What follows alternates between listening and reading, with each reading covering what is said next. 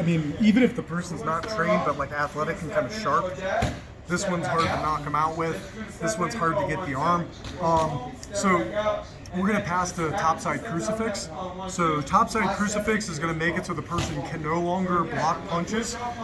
Will really punches, elbows, forearms to the face. And then it's going to be, I'm either striking the person with those or I'm going to go Kimura.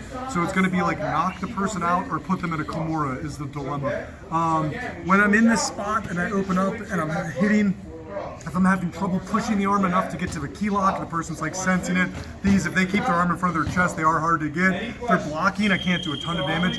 What I'm going to start to do is threaten to knee the person. So the knees, actually, they look like they would be crazy dangerous from here, but as long as the person can extend an outside 90, they're actually not that dangerous. Even if the person's not trained, their natural instinct is to do an outside 90 frame, and it absorbs the knees. So if I go to knee Chris in the head, but he does an outside 90 with this arm, even if you don't touch my knee, you just put an outside 90, it controls the knee. Like, I can't get that thing to touch his head, and my knee will slope off. So remember, these outside 90 frames, they're like lifesavers when the person is past their legs. They're gonna frame arms out. They can absorb gigantic, like heavy ass knees while I'm trying to knock Chris out, as long as you don't let that arm break the plane and stay out. Dude, bats, people swinging at you with a club or a bat, you'd be surprised what an outside 90 frame would be able to absorb or have like kind of ricochet off. So when I go to do this, I'm gonna do a one-hand clinch to the back of the head. I'm gonna go to knee. I'm not planning on knee. Man, if this catches this guy off guard and one of these land, okay, sweet, that will fuck him up. It might be fight changing, but I'm planning that the guy's gonna frame. So he frames.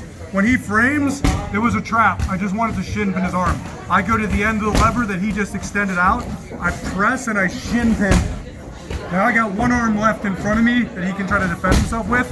I'm gonna look for wrist control, and I'm gonna put this over my head. Again, I'm going to the end of the lever, so if he tries to kind of pull his arm to himself, I should be able to press if you pull that to your chest, but he's only got one arm. I should be able to press this out. I'm gonna slide my head in, and now it's topside crucifix. This guy gets lit up from here. So from this position, you can elbow. The guy can't really stop the elbows.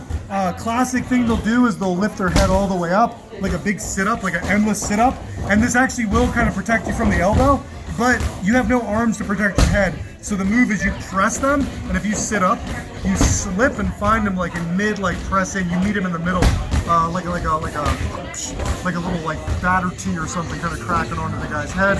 You can punch from here, do damage from here, and then if I want to, I can also go scoop grip Kimura. So if I'm having trouble finishing the guy off, the guy's thrashing, he's bridging back and forth. Very hard to bridge out of this situation.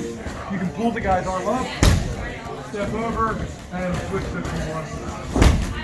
So again, we'll go